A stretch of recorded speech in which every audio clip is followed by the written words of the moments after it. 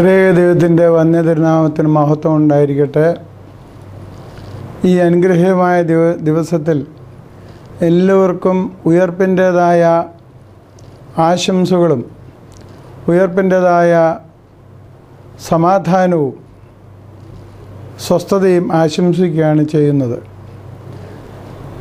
നമ്മുടെ ശുശ്രൂഷയുടെ പാട്ടുകളുടെയും ആരാധനയുടെയും അവസാനത്തിൽ ഉയർപ്പിൻ്റെ 2 ലൈൻ പാട്ട് ഇവിടെ ശ്രദ്ധയിലേക്ക് കൊണ്ടുവരികയാണ്.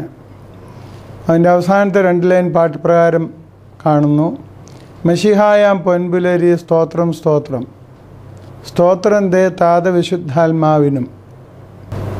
മിക്കവാറും എല്ലാ പള്ളികളിലും ഉയർപ്പിൻ്റെ ശുശ്രൂഷ സമാപിക്കുന്നത് ഈ പാട്ടോടുകൂടി ആണ്.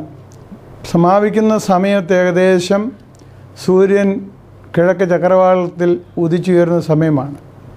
സൂര്യൻ്റെ പൊൻപുലരി വിളങ്ങി നിൽക്കുന്ന സമയത്താണ് ഉയർപ്പിൻ്റെ ഈ പ്രഖ്യാപനത്തോടെ ശുശ്രൂഷ അവസാനിക്കുന്നത്.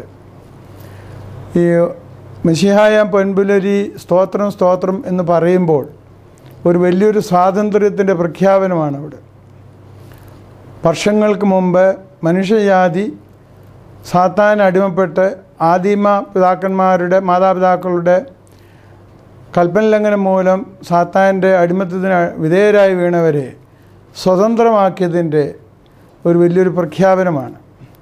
അത് സ്വതന്ത്രമാക്കി പാതാളത്തിൽ ചെന്ന് ആദാമിനെയും സന്തതി പരമ്പരകളെയും സ്വതന്ത്രമാക്കി അവിടെ ഉയർപ്പിൻ്റെ പ്രത്യാശ അറിയിച്ച് രക്ഷകൻ അവിടെയും ചെന്ന് സമാധാനം കൊടുത്ത് ആ ഉയർപ്പ് നടക്കുന്നത് എല്ലാ ജാതികൾക്കും എല്ലാ ചരാചരങ്ങൾക്കും അതിൻ്റെ പൊൻകിരണം വിതറിക്കൊണ്ടാണ്. ഇവിടെ നാം ഓർക്കേണ്ടതായ കാര്യം, നാം നമ്മുടെ കുടുംബങ്ങളിലും അതുപോലെ തന്നെ നമ്മുടെ പ്രവൃത്തി മേഖലകളിലും ഈ പൊൻപുലരി ഉണ്ടാവണം. ഈ പൊൻപുലരി ഉണ്ടാവണമെങ്കിൽ അത് എളുപ്പം സാധിക്കുന്ന കാര്യമല്ല. അത് വേണമെങ്കിൽ കർത്താവ് നമുക്ക് നൽകിയ സമാധാനം യഥാർത്ഥമായിട്ട് നമുക്ക് ഉൾക്കൊള്ളുവാനായിട്ട് കഴിയണം. പലപ്പോഴും നമുക്ക് സമാധാനം എന്ന് ഉദ്ദേശിക്കുന്നത് ലോകപരമായി ലഭിക്കുന്ന സുഖസൗകര്യങ്ങളുടെ ഏറ്റക്കുറച്ചിലാണ്. അതല്ല സമാധാനം എന്ന് പറയുന്നത്. കന്യാമറിയാമിനും അതുപോലെ തന്നെ വിശുദ്ധ ശിഷ്യന്മാർക്ക് ഉയർപ്പിന് ശേഷവും കിട്ടിയ സമാധാനം, പ്രശ്നങ്ങളുണ്ടായാലും പ്രയാസങ്ങളുണ്ടായാലും സുഖമുണ്ടായാലും ദുഃഖമുണ്ടായാലും എന്ത് സംഭവിച്ചാലും ഒരു സന്തുലിതമായ അവസ്ഥയിൽ ജീവിതത്തെ മുന്നോട്ട് കൊണ്ടുപോകാനായിട്ട് കഴിയുക എന്നതാണ്. ആ സമാധാനം നമുക്കുണ്ടാവണം. നമുക്ക് എന്തെങ്കിലും കൂടുതലായിട്ട് സാമ്പത്തികമായ വളർച്ച വരുമ്പോൾ കുറച്ച് സമാധാനവും അതിന് തളർച്ച വരുമ്പോൾ മനസ്സ് തകരുന്നതുമായ അവസ്ഥ പാടില്ല. വാഹനങ്ങളിലെ ഷോക്ക് അബ്സോർവർ പോലെ നമ്മുടെ ജീവിതത്തിൽ കട്ടറിച്ചാടിയാലും അല്ലെങ്കിൽ ഉയർന്ന പ്രദേശത്ത് കയറിയാലും അവിടെയെല്ലാം ഒരു സന്തുലിതമായിട്ട് താങ്ങി നിർത്തുന്നതായ ഒരു സമാധാനമാണ് ദൈവം തമ്പുരാൻ നമുക്ക് നൽകിയിരിക്കുന്നത്. ആ സമാധാനം ഉൾക്കൊള്ളുവാനും മറ്റുള്ളവർക്ക് സമാധാനം കെടുത്താതിരിക്കാനും നമ്മൾ ഓർക്കേണ്ടത് അത്യാവശ്യമാണ്. പലപ്പോഴും നമുക്ക് സമാധാനം വേണം എന്ന് പറയുമ്പോൾ നമ്മുടെ മാത്രം സമാധാനമാണ് നാം കാണുന്നത്. ആ സമാധാനമല്ല വേണ്ടത്. മറ്റുള്ളവർക്കും സമാധാനം ലഭിക്കുവാൻ തക്കവണ്ണം നാം ജീവിക്കേണ്ടത് അത്യാവശ്യമാണ്. ഇത് പലപ്പോഴും നമ്മൾ നഷ്ടപ്പെടുത്തി കളയുന്നു എന്നുള്ളത് പ്രത്യേകം ചിന്തിക്കേണ്ടതാണ്. സ്വാതന്ത്ര്യം എന്ന് പറയുമ്പോൾ നമ്മുടെ വിചാരമൊക്കെയും സ്വാതന്ത്ര്യം നമുക്കിഷ്ടമുള്ളത് ചെയ്യാമെന്നാണ്. നമുക്കിഷ്ടമുള്ളത് ചെയ്യുന്നതല്ല സ്വാതന്ത്ര്യം. അവരുടെ സ്വാതന്ത്ര്യവും കൂടെ നമ്മൾ നോക്കണം. നേരത്തെ എനിക്ക് പരിചയമുള്ളതായ ഒരു മനുഷ്യൻ ഒത്തിരി സുവിശേഷകനായ വടക്കേ ഇന്ത്യയിലെല്ലാം നടന്ന് അവിടെ വെച്ച് കബളിക്കപ്പെട്ട ഒരു ഓർത്തഡോക്സുകാരനാണ്. അദ്ദേഹത്തെ എറണാകുളം പള്ളിയിൽ വെച്ച് ഞാൻ പലപ്പോഴും പരിചയപ്പെട്ടുള്ളപ്പോഴൊക്കെ അദ്ദേഹം പറയുന്ന ഒരു കാര്യമുണ്ട്: നമുക്ക് സ്വാതന്ത്ര്യം നമുക്ക് ഇഷ്ടമുള്ളത് ചെയ്യാമെന്ന്. അത് അദ്ദേഹത്തിൻ്റെ മാനസികാവസ്ഥയുടെ തെറ്റിൽ കൊണ്ട് അദ്ദേഹം പറയുന്നതായിരുന്നു. പക്ഷെ അതല്ല സ്വാതന്ത്ര്യം. നമുക്ക് ഇഷ്ടമുള്ളത് ചെയ്യുക എന്നത് ഒരു സ്വാതന്ത്ര്യമല്ല എന്നുള്ള കാര്യം ഓർക്കണം. ഉയർപ്പ് നമുക്ക് സ്വാതന്ത്ര്യം നൽകുന്നു സാത്താൻ്റെ അടിമത്തത്തിൽ നിന്ന്. അതുകൊണ്ട് തന്നെ നമ്മുടെ ചെയ്തികൾ മൂലം നമ്മൾ വീണ്ടും സാത്താൻ്റെ അടിമയാവരുത്. ആദിമ മാതാപിതാക്കൾ അവർ കഴിക്കരുതെന്ന് പറഞ്ഞായ ആ ഫലം കഴിക്കാനിട വന്നു.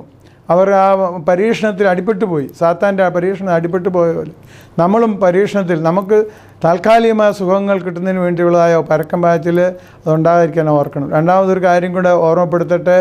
ആ കല്ലറയ്ക്കലേക്ക് വന്നതായ സ്ത്രീകളെല്ലാവരും ഉദ്ദേശിച്ചിരുന്നത് അവരവിടെ വരുമ്പോൾ കർത്താവിനെ അടയ്ക്ക കല്ലറയുടെ വാതുക്കലെ കല്ല് ആര് മാറ്റിക്കളയുമെന്നുള്ള വലിയൊരു ഭീതി അവരുടെ മനസ്സിലുണ്ടായിരുന്നു. ആ ഭീതി നമുക്കും പലപ്പോഴും ഉണ്ട്. നമ്മുടെ മുമ്പോട്ടുള്ള ജീവിതത്തിൽ നോക്കുമ്പോൾ ഒത്തിരി പ്രശ്നങ്ങൾ നമ്മുടെ മുമ്പിലുണ്ട്. ഈ കല്ലുകൾ ആരും ഉരുട്ടി മാറ്റുമെന്നാണ് നമ്മുടെ ആദി. കർത്താവ് പറയുന്നുണ്ട്, നിങ്ങൾ വിചാരപ്പെടുന്നതിന് കൊണ്ട് നിങ്ങളെ നീളത്തിൽ ഒരു മുഴം നിങ്ങൾക്ക് കൂട്ടുവാൻ കഴിയുമോ എന്ന്. നമുക്ക് പറ്റില്ല.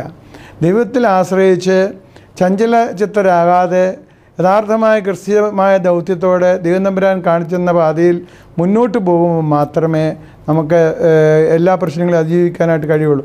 അത് മാറേണ്ടതാണെങ്കിൽ മാറട്ടെ. അല്ലെങ്കിൽ പൗലോസ് സ്ലീഹായുടെ കർത്താവ് പറഞ്ഞതുപോലെ എൻ്റെ കൃപ മതി, നിനക്ക് മതി എന്ന് പറയുന്നതായ ആശ്വാസം നമുക്ക് കിട്ടുമ്പോൾ ദൈവത്തിൽ ആശ്രയിച്ചുകൊണ്ട് എന്നെ അനുഗമിക്കാൻ ഇച്ഛിക്കുന്ന തന്നെത്താൻ ത്യജിച്ച് തൻ്റെ കുരിശെടുത്ത് എന്നെ അനുഗമിക്കട്ടെ എന്ന ആ ഒരു ഉത്ബോധനത്തിൽ ഉൾക്കൊണ്ട് നമുക്ക് വഹിക്കേണ്ടത് കുരിശാണെങ്കിൽ ആ കുരിശ് വഹിക്കുവാനായിട്ട് നമ്മൾ പ്രത്യേകിച്ച് ഓർക്കണം.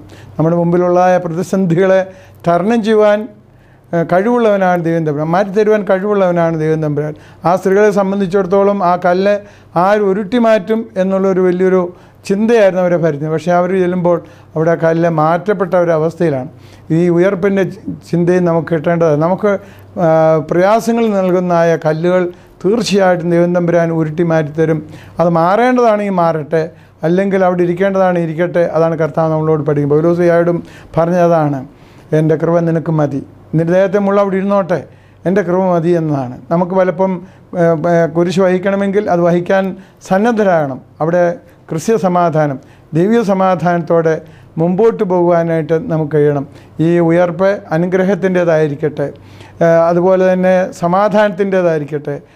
നമ്മുടെ എല്ലാവരുടെയും നീയുള്ള ജീവിതത്തിൽ മിശിഹായുടെ ആ പൊൻപുലരി നമ്മുടെ ജീവിതത്തിൽ ഉണ്ടായിരിക്കട്ടെ. നമ്മുടെ കുടുംബങ്ങളിൽ, നമ്മളായിരിക്കുന്ന സമൂഹങ്ങളിൽ ആ പുതിയ ഉയർപ്പിൻ്റെ പ്രകാശകിരണം നമ്മളുണ്ടായിരിക്കട്ടെ.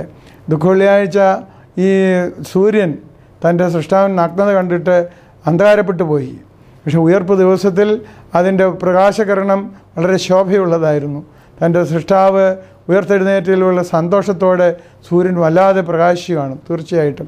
എന്ന് പറഞ്ഞതുപോലെ നമ്മുടെ നാഥൻ സാത്താൻ്റെ അനുമതി നമ്മളെ വീണ്ടെടുത്തതായി പരിശുദ്ധമായ ഓർമ്മ ദിവസം, ഉയർപ്പിൻ്റെ ദിവസം നമ്മുടെ കുടുംബങ്ങളിലും നമ്മുടെ സമൂഹത്തിലും അതുപോലെ രാഷ്ട്രത്തിലും സമാധാനവും അതുപോലെ തന്നെ ഉയർപ്പിൻ്റെതായ ഒരു പുതിയ കിരണം ഉണ്ടാവട്ടെ.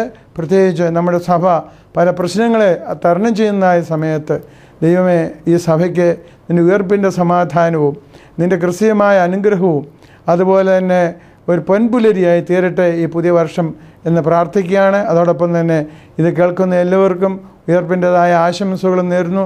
ദൈവം തമ്പുരാൻ തൻ്റെ അദൃശ്യമായ വരദർക്കർ നീട്ടി എല്ലാവരെയും വാഴ്ത്തി അനുഗ്രഹിക്കുമാറാവട്ടെ.